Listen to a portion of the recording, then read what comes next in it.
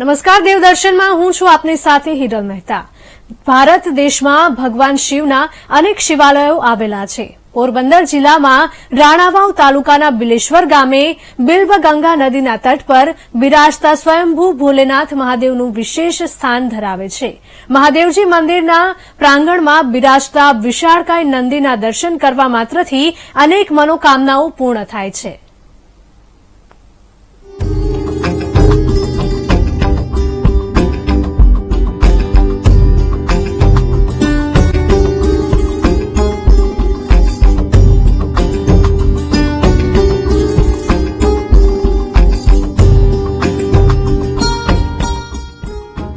हरियाणा पहाड़ों, લીલાછમ ખેતરો અને બિલ્વગંગા નદીના કિનારે પોરબંદર જિલ્લાના રાણાવાવ તાલુકાનું બિલેશ્વર ગામ। બિલેશ્વર ગામમાં બિરાજે છે સ્વયંભૂ બિલનાથ મહાદેવ।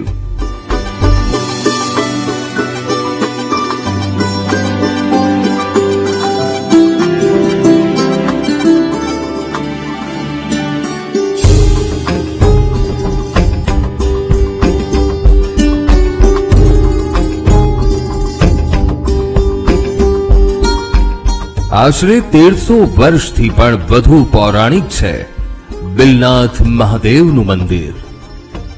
રાજસ્થાનના બુંદાકોટી શહેરના રાજા સૂરજમલ હાડા નામના રાજવીએ બિલનાથ મહાદેવ મંદિરનું નિર્માણ કરાવ્યું હતું।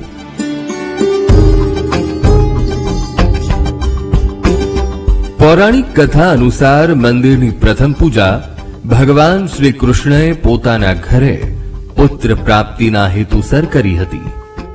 પુત્ર પ્રાપ્તિ માટે ભગવાન શ્રી કૃષ્ણએ શિવલિંગ પર 1.25 લાખ કમળ ચડાવી પૂજા કરી હતી। પૂજામાં શુદ્ધ જળ ચડાવવા માટે સ્વયં માતા ગંગાનું આવાહન કરી તેમને પ્રગટ કર્યા હતા। એટલે જ બિલનાથ મહાદેવના શિવલિંગ પાછળ માતા ગંગા અને માતા પાર્વતી પણ બિરાજમાન છે।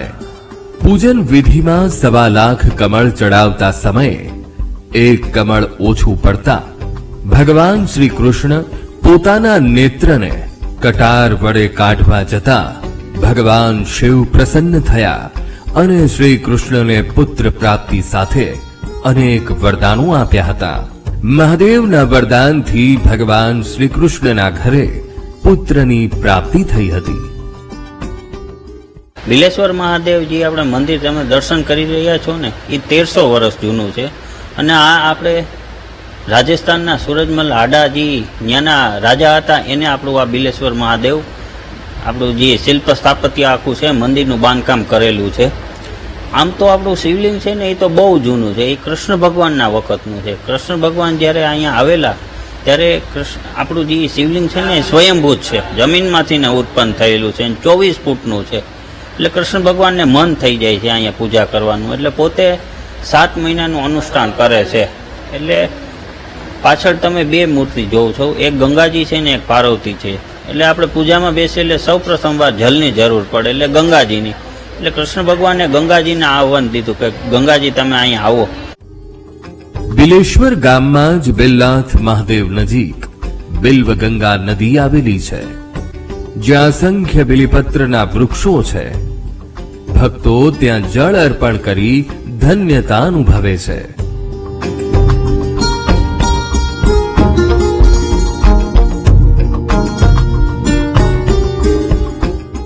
દરેક શિવ મંદિરમાં શિવની સમીપમાં જ નંદી મહારાજ બિરાજમાન હોય છે, જ્યારે બિલનાથ મહાદેવ મંદિરમાં નંદી શિવના શિવાલયની બહાર મંદિરના પ્રાંગણમાં ઊંચા ઓટલા પર બિરાજમાન છે। નંદી મહારાજની કથા અલગ અને અનોખી છે।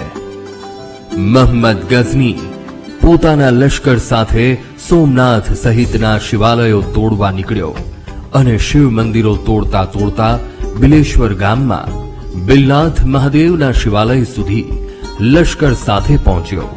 ત્યારે ભગવાન શિવે નંદીને આદેશ આપ્યો કે લશ્કરને અહીંથી ભગાડી દે। ત્યારે નંદીએ બિલનાથ મહાદેવ પાસેથી મંદિરની બહાર ઊંચા ઓટલા પર જઈ મોઢામાંથી હજારોની સંખ્યામાં ભમરાઓ કાઢી મહમ્મદ ગઝની અને તેના લશ્કરને ભગાડ્યું હતું. વિશાળકાય નંદી મહારાજ સ્વયં ભગવાન બિલનાથ મહાદેવના આદેશથી મંદિરની બહાર પ્રાંગણમાં બિરાજ્યા છે.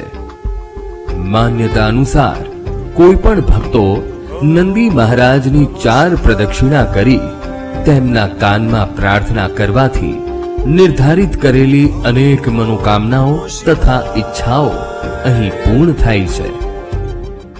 મારું રક્ષણ કર્યું એમ વિશ્વનું રક્ષણ કરો. આજથી તમે નંદી મહારાજને બારોબાર બિરાજવાનું કીધેલું છે.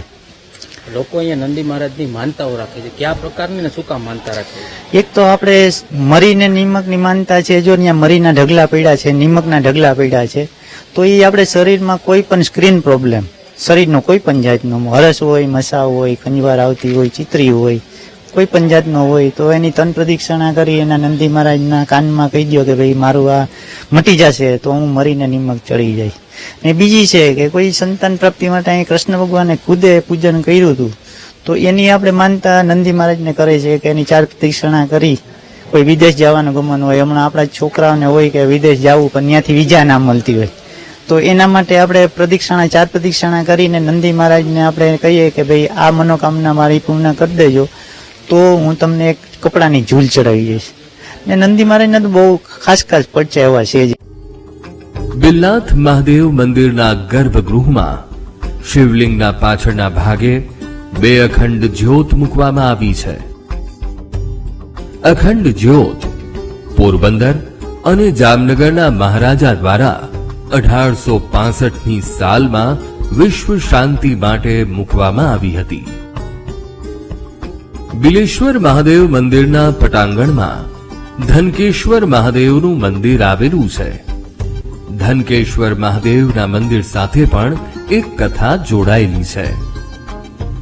આશરે 1300 વર્ષ પૂર્વે રાજસ્થાનના બુંદાકોટી શહેરના રાજા સૂરજમલ હાડાએ બિલેશ્વર મંદિરનું નિર્માણ કરાવ્યું હતું. બિલેશ્વર મંદિરના નિર્માણ કાર્ય માટે રાજકોષમાંથી રૂપિયા, સોના, ચાંદીના આભૂષણો આપવામાં આવ્યા હતા. બિલેશ્વર મંદિરનું નિર્માણ કાર્ય પૂર્ણ થયા બાદ રાજા દ્વારા આપેલા રૂપિયા, સોના, ચાંદીના આભૂષણો વધ્યા હતા.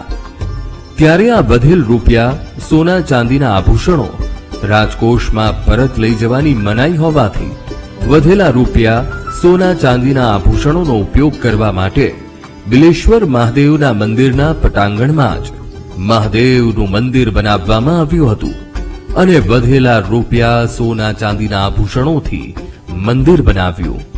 એટલે મંદિરનું નામ ધનકેશ્વર મહાદેવ રાખવામાં આવ્યું. બિલેશ્વર મહાદેવની હારોહાર જ આસ્થા છે અને આ 7મી સદીનું બાંધકામ છે. જે આ મંદિરનું બાંધકામ છે તે એ સમયનું છે, સમયકાળનું બાંધકામ છે. સામાન્ય રીતે મહાદેવના એક મંદિરના પટાંગણમાં 2 મહાદેવના મંદિરો ક્યાંય હોય ખરા? ઓછા હોય, જવરલે ક્યાંક જોવા મળે, પણ અહીંયા આપણે નજીકમાં જ છે મહાદેવના મંદિર, બંને સાથે છે. સામાન્ય રીતે મહાદેવના મંદિરે કૃષ્ણ જન્મોત્સવ ઉજવાતો નથી, પરંતુ બિલેશ્વર મહાદેવની પ્રથમ પૂજા ભગવાન શ્રી કૃષ્ણએ કરી હોવાથી બિલેશ્વર મહાદેવના મંદિરે દર શ્રાવણ વદ આઠમે કૃષ્ણ જન્મોત્સવની ઉજવણી કરવામાં આવે છે અને રાત્રિના 12 વાગ્યે કૃષ્ણ જન્મોત્સવ બાદ ભગવાન બિલેશ્વરની આરતી કરવામાં આવે છે.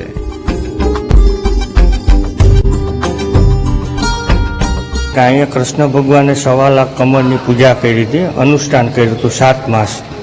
એ ઉત્સવ એ કારણે આપણે જન્માષ્ટમી ઉજવીએ છીએ. રાતે 12 વાગે આરતી કરીએ અને જન્માષ્ટમી નંદ ઉત્સવ ઉજવીએ છીએ. એ અનુસંધાને સામાન્ય રીતે મહાદેવના મંદિરે કૃષ્ણ જન્મોત્સવ થાય ખરો? ન થાય. અહીંયા કૃષ્ણ ભગવાને પૂજા કરી એટલે આપણે કૃષ્ણ જન્મ ઉજવીએ છીએ, નંદભાઈઓ કરીએ છીએ, રાતે 12 વાગે આરતી કરીએ. બિલ્વ ગંગા નદીના તટ પર બિરાજતા બિલનાથ મહાદેવના મંદિરમાં દરરોજ સવાર સાંજ મંત્રોચ્ચાર સાથે ભગવાન શ્રી બિલનાથ મહાદેવ, ગંગા માતા અને પાર્વતી માતાની મહિમા પૂજા થાય છે. દીવાની ઝળહળતી જ્યોત, ગુગળના ધૂપ અને ઢોલ નગારા શંખનાદ સાથે ભક્તિમય માહોલમાં દાદાની આરતી થાય છે. આરતી સમયે ભક્તોમાં અનેરો ઉત્સાહ અને આનંદ જોવા મળે છે.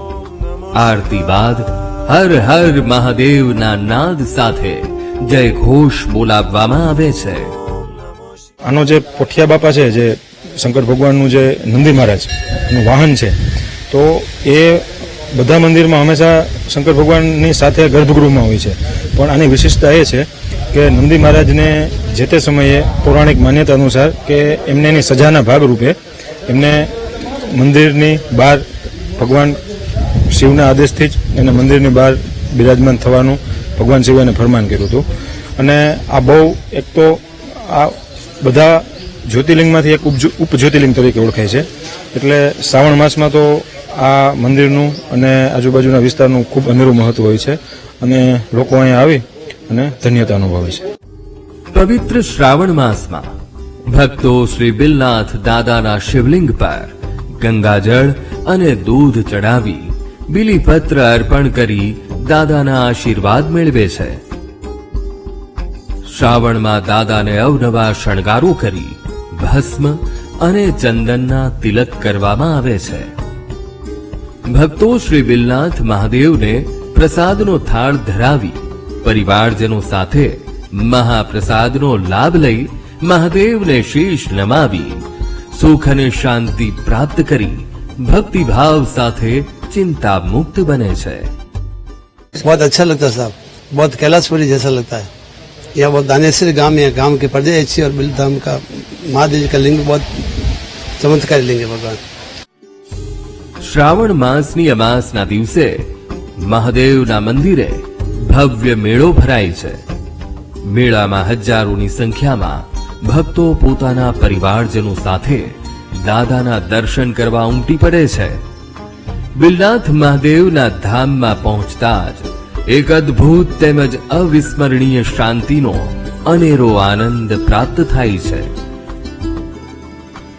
પોરબંદર જિલ્લાથી 30 કિલોમીટરના અંતરે રાણાવાવ તાલુકાના બિલેશ્વર ગામે બિલ્વગંગા નદીના તટ પર મનોરમ્ય ભગવાન બિલનાથ મહાદેવનું શિવધામ પ્રસિદ્ધ કીર્તિમાન સ્થળ છે. Om Namo Shivaya.